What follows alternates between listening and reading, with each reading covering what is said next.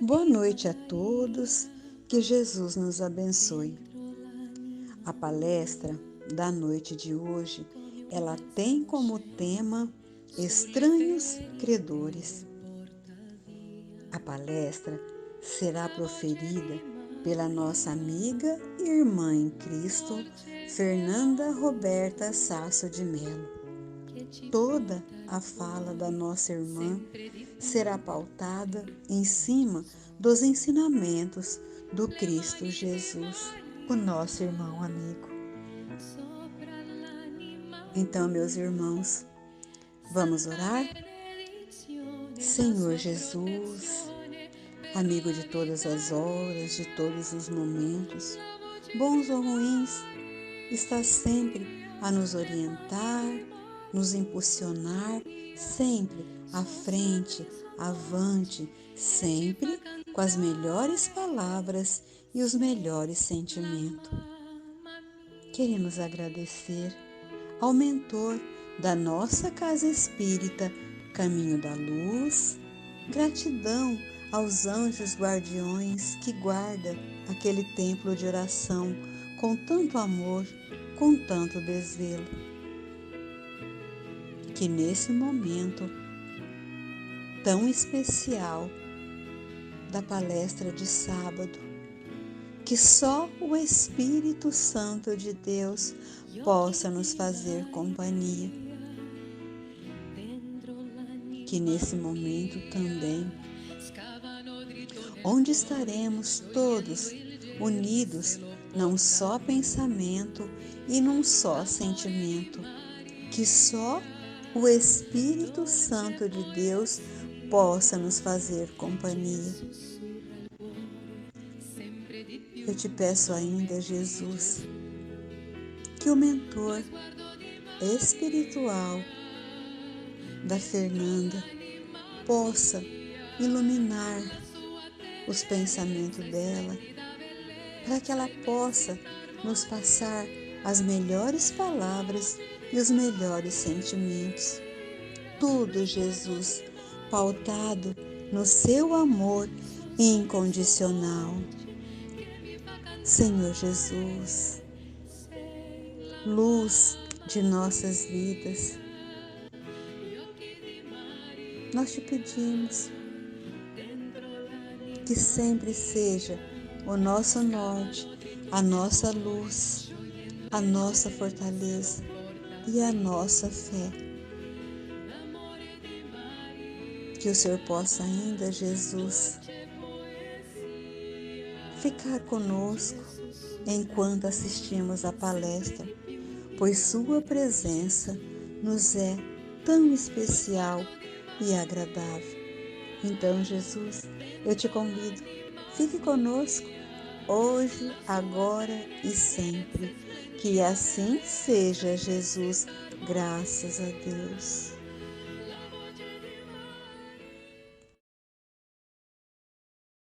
Boa noite a todos. O som como que tá? Dá para escutar? Tá muito alto? Tá bom? Então tá bom. Primeiramente, gostaria de agradecer a Jesus, a espiritualidade, os mentores dessa casa, e, enfim, a Maria e todos aqui presentes, pela oportunidade que me foi colocada de estar aqui deste lado. E que realmente eu possa, junto com a espiritualidade, trazer aí alguns esclarecimentos, alguma consolação, não só para vocês, mas para mim também. Que eu sempre falo que o palestrante é o primeiro a ser agraciado, né, com os ensinamentos do Cristo, e depois os demais. Hoje, o tema da palestra que eu quero trabalhar um pouquinho com vocês se chama Credores Diferentes.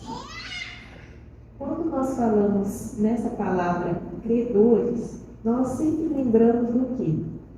Se tem um credor, tem um devedor. E lembramos sempre da matéria, do dinheiro, né? Alguém está devendo a alguém tem crédito e outros estão devendo. Só que o tema da palestra se chama Credores Diferentes. É diferente, então, não é esse credor que nós vamos trabalhar hoje, esse material. Não. E é estranho, porque realmente, se a gente for ver, é estranho os credores que nós vamos falar hoje. Esse tema foi retirado de um livro chamado Linha de Luz, psicografado por Francisco Cândido Xavier. E o espírito é o Emmanuel, que era o seu anjo guardião. E ele traz para a gente uma interpretação sobre uma dos dizeres do Mestre Jesus. E é isso que eu acho muito interessante, a colocação que ele traz sobre essa passagem retirada de Mateus, capítulo 5, versículo 44, que diz: Eu, porém, vos digo, amai os vossos inimigos. Todos já ouvimos falar nessa passagem. Ela não é nova nas nossas memórias. Mas talvez o ponto de vista que o Emmanuel nos traz, talvez muitos aqui não conheçam. Eu acho interessante também ser abordado. Mas primeiro, antes de falar da posição de Emmanuel, gostaria de falar da posição do Evangelho segundo o Espiritismo, que também fala sobre essa passagem. Explica para nós um pouquinho o que Jesus quis ensinar com esse amar os nossos inimigos. Ele diz que amar os inimigos é não lhes guardar ódio, nem rancor. Então, quem que é o nosso inimigo? É aquela pessoa ou espírito que nos prejudica, que nos induz ao erro, né? E isso muitas vezes nos traz raiva. Mas Jesus nos convida a não guardar as mágoas, esses sentimentos negativos que aconteceram naquele momento especial. E ele diz que devemos perdoar aquele que faz mal a nós. É difícil, não é? Mas é possível. E ele diz que esse perdão, muitas vezes a gente camufla aí. Diz, eu perdoo fulano. Mas coloca condições. Eu só perdoo se fulano fizer aquela coisa.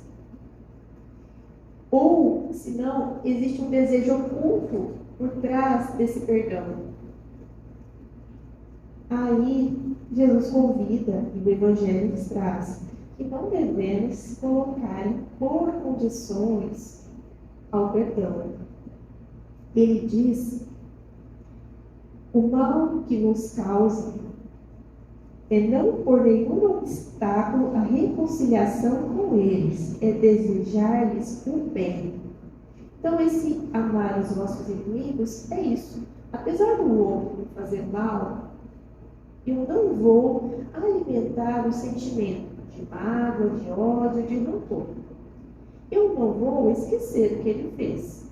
Porém, não vou remoer, enfatizar o negativo que aconteceu.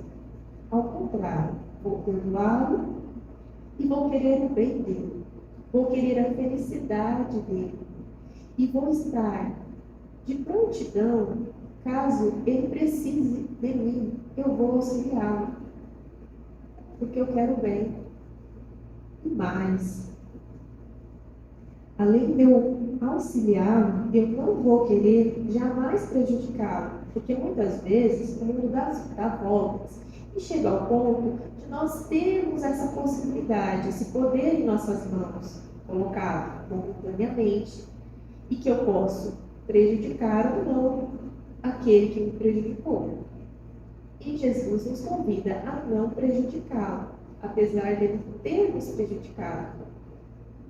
Esse que é o amor que ele diz que nós devemos retribuir esse mal com o bem. Só que um outro ponto interessante é a questão de não fazer isso com humilhação. Muitas vezes, nós até falamos, eu não vou prejudicar você, porque eu sou superior. Como eu sou superior a você, então eu não vou fazer mal para você. Veja bem, Jesus diz que quando temos esse tipo de atitude, ainda assim nós não estamos amando como Ele busca que amemos o inimigo.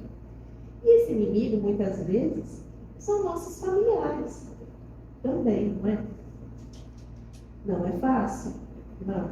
Mas o primeiro passo é ter essa consciência de que eu não devo, então, alimentar os sentimentos negativos e que eu devo não colocar empecilhos também para a reconciliação. Porque às vezes o outro quer se reconciliar, mas nós fugimos. Quantas vezes fulano te maltratou, está passando na rua, encontra a pessoa, você vira a cara para ela, ou você dá meia volta, vai pela outra rua. Isso tudo Jesus nos convida a não realizarmos. Se o outro está passando por você, te cumprimenta, você deve cumprimentá-lo sim.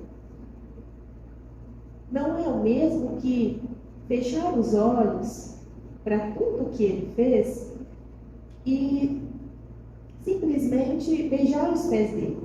Não é isso que Jesus nos convida. Esse amor simplesmente é eu substituir esse sentimento negativo por sentimento positivo.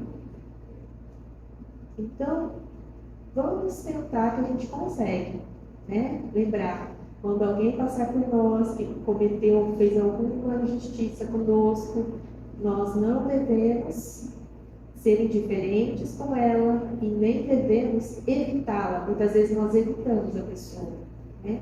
Eu não quero ficar mais perto de fulano, que horrível ficar perto de ciclano. E é isso que o Evangelho, segundo o Espiritismo, nos convida. A não agirmos dessa forma. Mas voltando ao livro Vinha de Luz, como eu disse, que é o tema de hoje, credores diferentes, Emmanuel, ele nos diz que nós todos somos devedores de altos benefícios de quem nos perseguem e caluniam. Olha só, ele está dizendo aqui, então quer dizer, que quem nos prejudica, fala mal da gente, diz que nós somos criminosos, né? Quando nós não somos, nós somos devedores dessas pessoas. Por isso o termo credores diferentes. Aqui o termo credores diferentes é justamente nesse sentido, que esse inimigo que a gente acha que é inimigo, que nos prejudica, que pode até dizer assim, que seriam até os nossos obsessores espirituais, ou físicos mesmo, né? Tem muitas pessoas que muitas vezes nos induzem a errarmos, praticarmos coisas negativas em nossas vidas, que nos prejudicam. Então, essas pessoas são nossos credores diferentes. Nós somos devedores delas, porque recebemos benefícios. Como assim? O outro me faz mal e isso é um benefício? Vamos lá. No livro Vinha de Luz, o Emmanuel nos diz que esses estranhos credores, eles nos obrigam a nós renovarmos, porque eles apontam muitas vezes os nossos erros. Eles cumprem um dever que nós esquecemos de cumprir. Que dever é esse? Muitas vezes, nós não realizamos a tal da autoanálise, do autoconhecimento, que Santo Agostinho, no livro dos Espíritos, nos convida a realizar no final do dia, quando antes de dormir, Vai lá, vamos lembrar, pensar, o que você fez hoje, o que foi de bom, o que não foi, o que você verificou que você tem aí de imperfeição, que você precisa corrigir. Muitas vezes esquecemos de realizar essa missão. Por isso, esse credor é diferente, porque essas pessoas, diferente de nós, nos estudaram. Sim, elas trouxeram aí o tempo delas, que o tempo a gente não fala que ele é precioso, porque ele não volta atrás. Aquilo que passou, passou. Não tem como nós retornarmos o tempo. Ele só vai, só segue adiante. E veja bem, essas pessoas, esses espíritos, eles usaram o tempo, esse tempo, para nos estudar, para nos conhecer e falar para nós, demonstrar para nós essas imperfeições que muitas vezes nós, como eu disse, esquecemos de estudá-las. E lembrando que no plano espiritual, antes de nós retornarmos aqui à matéria, à carne, nós com certeza falamos que iríamos, sim, que conhecíamos nossas imperfeições e que iríamos estudá-las e modificá-las. Mas, muitas vezes, quando nós chegamos aqui, nós não fazemos isso. Porque também na matéria, nós temos aí, como posso dizer, muitas distrações, não é? Seja o campo material, seja, por exemplo, o uso da tecnologia. Muitas vezes nós ficamos aí olhando as redes sociais. Então, tudo isso, muitas vezes, faz com que nós esqueçamos do nosso verdadeiro dever, que é buscar a nossa evolução moral, espiritual e intelectual. Só que o tempo às vezes passa e nós não fazemos isso. E veja bem como Deus é tão misericordioso que Ele nos coloca estas pessoas ou esses espíritos ao nosso lado como uma última, posso dizer, tábua de salvação, para dizer: fulano, olha, vamos rever isso? E como eu não fiz o meu dever de casa, esse estranho credor, esse credor diferente aí, ele vai apontar essas minhas imperfeições. Ele não vai ter medo de me falar. Só que isso nos fere. É como um arame farpado cravado no nosso coração. Dói muito. É claro, não devemos ter essa atitude com o outro. Não é a liberdade aqui de, então se eu estou fazendo bem, apontando o erro do outro, então eu posso falar à vontade, jogar na cara do outro a verdade, machucar ele à vontade. Não é isso. Não é isso que Jesus quer de nós. Não é isso que Emmanuel nos convida a refletir. Mas é olhar as pessoas ou espíritos que estão próximos de nós e que realizam esses atos ainda com outros olhos. Porque eles ainda não aprenderam a caridade da indulgência, da paciência, de esperar o nosso tempo para que uma hora nós vamos nós mesmos reconhecer essas imperfeições e, na medida do tempo, corrigi-las. Eles, eu diria que nos ajudam, nos dão um empurrãozinho na nossa elevação espiritual, moral. Então, se nós olharmos com este olhar, até porque, vamos lá, Deus só permite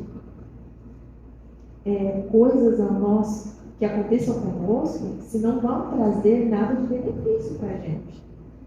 que ele jamais quer o nosso mal. Ele respeita o livre-arbítrio, mas ele jamais vai permitir que algo de mal aconteça conosco por acontecer. Não. Por trás da maldade, por trás desses pensamentos maléficos, está a luz. Porque quem governa é a luz. O nosso governador planetário não é Jesus, do planeta Terra. Quem dá a última palavra é sempre a luz, jamais as trevas. Jamais. As trevas acham que estão prejudicando as luzes. Ao contrário, estão ajudando. Sim, porque, como eu disse, eu não percebi o meu defeito, o meu erro. O que vai acontecer? Esse meu credor diferente vai apontar. Aí eu vou começar a pensar. Por mais que tenha sido dolorido, mas talvez eu comece realmente a observar e busque aí uma mudança. Às vezes isso acontece, claro. Mais uma vez, não podemos esquecer do uso da razão. Não é porque o outro apontou um defeito, um erro, que eu tenha esse defeito ou esse erro. Pode ser que eu não tenha. Cabe a mim refletir, analisar. Aquilo é verdade, eu tenho um fundo de verdade ou não.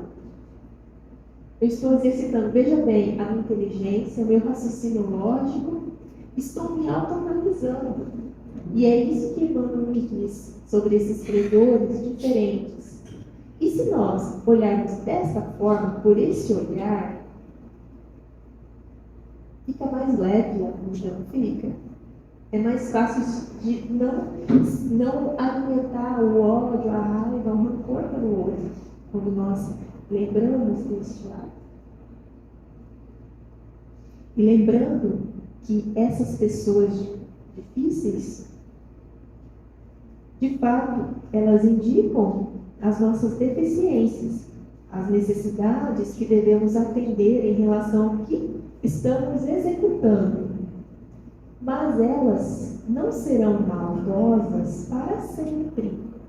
Isso é por um tempo, porque ninguém é eternamente mal. Todos nós mudamos. E todos mudamos para o melhor.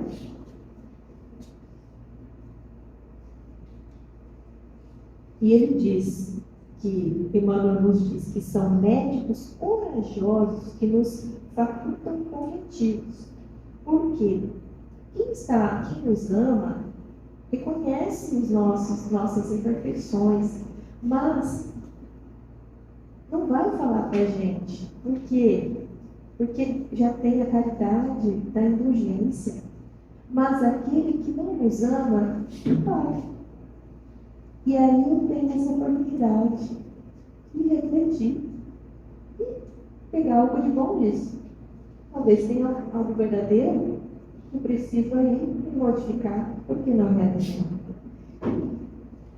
Para exemplificar isso, tem uma passagem do Chico Xavier que eu achei muito interessante.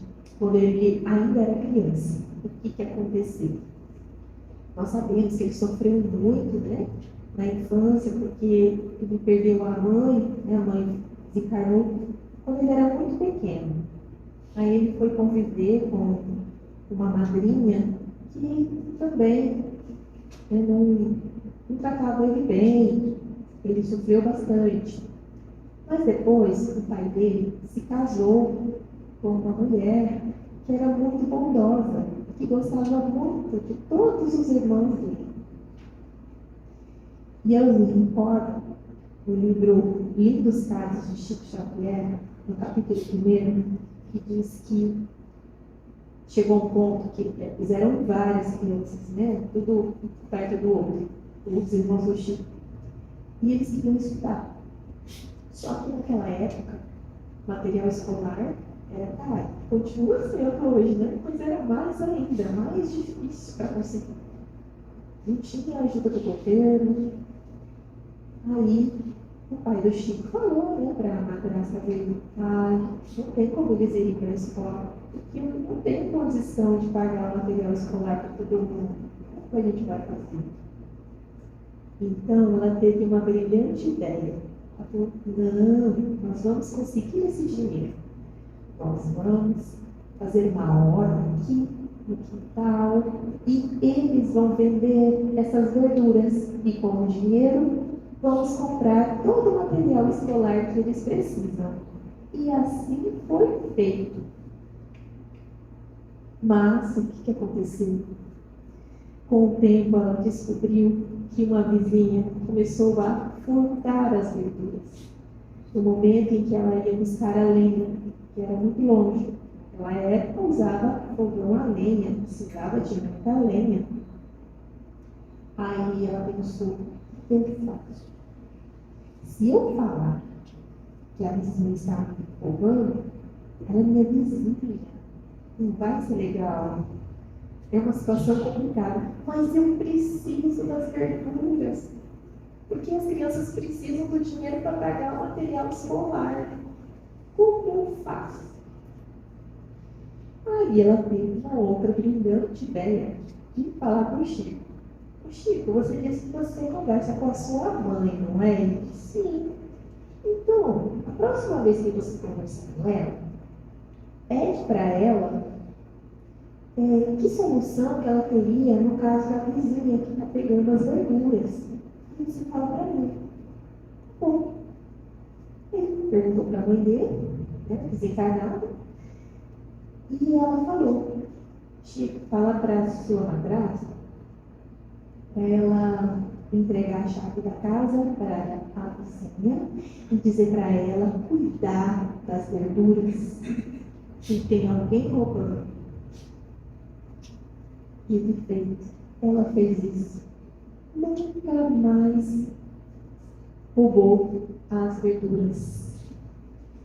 Olha que ideia inteligente, resolver o problema.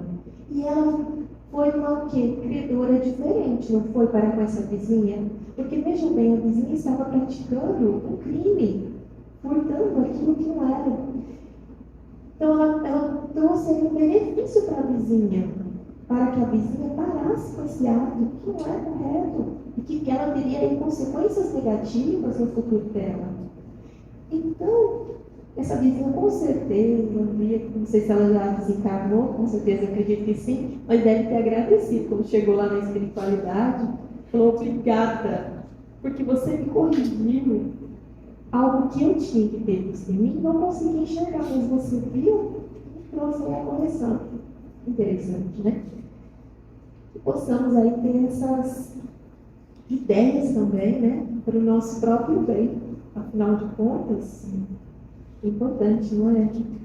Então, vamos lembrar sempre desses créditos, né? Que devemos agradecer os créditos desses inimigos. Mais uma parte que eu queria dizer é que no Evangelho segundo o Espiritismo, ainda, no capítulo 12, princípio, Kardec nos diz que a maldade não é o estado permanente dos homens, que ela decorre de uma imperfeição temporária e que, assim como a criança se corrige dos seus defeitos, o homem mau reconhecerá um dia os seus erros e se tornará bom. Então, aquele que hoje te prejudica, amanhã ele vai te ajudar. Então, que a gente possa realmente olhar com esses olhos e tentar aí não dar margem para o vitimismo, para a reclamação. Porque quando a gente se vitimiza e reclama, não sobra tempo para olhar o lado bom. E lembrem-se, tudo que acontece conosco, tudo tem algo de bom. Porque se não tivesse, o nosso Pai maior, que é Deus, jamais permitiria que acontecesse. Ele nos ama incondicionalmente. Ele nos criou e quer o melhor para nós, sempre. Então, algo que parece ruim hoje, tem algo bom por trás. Se nós, ao invés de lamentarmos, reclamarmos, se colocar como vítimas, mudarmos a nossa postura, observarmos o que podemos aprender com isso, analisar, opa, será que realmente eu tenho esse defeito, essa imperfeição? Eu tenho um pouco disso? Será que eu consigo me corrigir? Ou não, ele está equivocado, ela está equivocada, eu não tenho isso. Mas lembre-se que sempre os nossos obsessores nos estudam, eles dispõem de tempo para nos autoanalisarmos. Então vamos pegar isso para o bem, já que eles nos analisaram, vamos realmente, vamos corrigir, buscar corrigir esses defeitos para a gente elevar moralmente. Olha que beleza, coisa boa. Então, algo maravilhoso, majestoso. Para finalizar, eu tenho aqui uma poesia chamada A Bênção da Vida, de Isabel Vieira de Serpa e Paiva, retirada do livro Luz na Madrugada, de Eurípides Formiga, e diz: se a experiência agora te magoa, retira o essencial que existe nela. Toda prova na vida é rica e boa. Se te elevas na fé acima dela, não passarás na vida sempre à toa.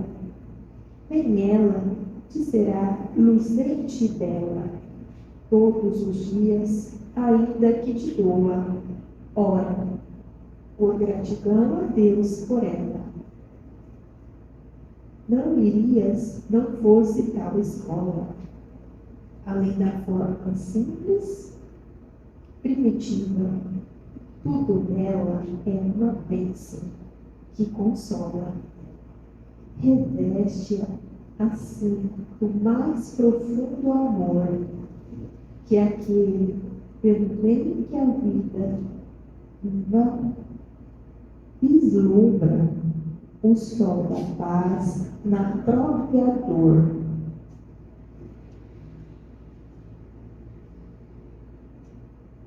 Então, só para finalizar, hoje eu assisti a radionovela que a Maria nos posta, são maravilhosas as histórias, muito aprendizado.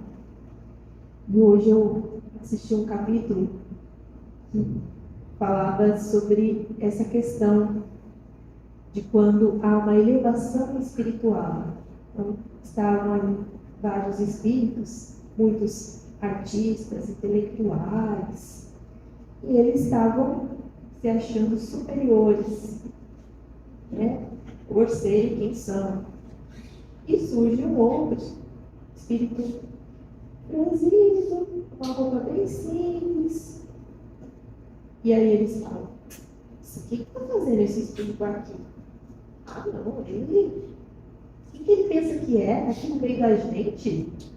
Qual a situação dele? Todo estrupiado, com a roupa mal vestida ali. Será que ele quer elevação espiritual? Jamais ele vai conseguir. Nós somos muito melhores que ele. E aí teve um ainda que falou assim: mas pelo menos ele é humilde, né? Parece que ele reconhece que ele é pequeno, né? Que ele não está bem vestido, que ele não está como a gente, né? E daí chega lá o espírito de luz e conversa com cada um, separadamente. E ele, como foi o último a chegar, foi o último a também contar. E ele pergunta para ele: que religião o senhor era, né? E ele: eu não era de religião nenhuma. Porque onde eu morava não tinha nenhum templo, não tinha como eu ir. Eu morava próximo de uma montanha e lá era um lugar muito afastado. Eu tinha uma choupana, né? Uma casa bem simplesinha, mas eu recebia quem precisasse de mim, eu estava lá, ajudava. Seja criança, idoso, o que eu podia fazer, eu fazia. Por mais que fosse pouco, mas aquilo que estava ao meu alcance, eu fazia. Outros espíritos de luz foram até ele escutá-lo, porque se interessaram pela ideia, por tudo que ele todos os conhecimentos que ele trouxe, né, quando ele estava aqui encarnado.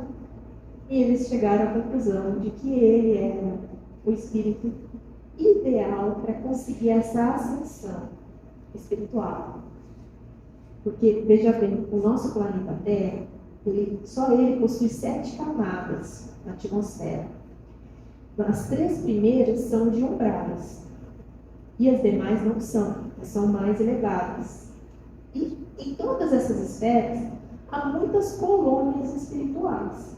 E quanto mais elevado o espírito, ele vai estar no local, né, como se diz, melhor, mais rarefeito.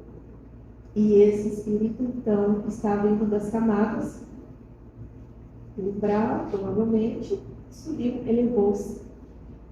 Né? Então, para que realmente busquemos analisar, nos autoanalisarmos, ao invés de analisar os outros. Mas não achamos ruim que o outro nos analise, porque está trazendo aí um autoconhecimento que nós esquecemos, mas que ele nos trouxe. Ou se não, nos deu a oportunidade de raciocinarmos se o que ele diz é verdade ou não. Muito obrigada pela atenção de todos. E nesse momento convido a quem se sentir tocado que feche seus olhos, acalme o seu coração. Mais uma vez, Jesus, agradecemos imensamente os ensinamentos aqui trazidos, que possamos lembrar deles nos momentos difíceis em que os nossos inimigos, que nossos familiares nos machucam, que possamos lembrar deles como credores diferentes, como médicos que estão apontando nossas imperfeições, que possamos assim termos a oportunidade de corrigi-las mais rapidamente e que nos auxilie, nos recorde sempre da necessidade da autoanálise. Se realizarmos ela, não precisaremos nos ferir com os nossos semelhantes, porque saberemos e iremos corrigir essas imperfeições, porque é muito mais fácil a correção sair de nós do que ser colocada do outro irmão para conosco. Mas gratidão pelo olhar que o outro tem sobre nós, por gastar o seu tempo se preocupando como nós somos.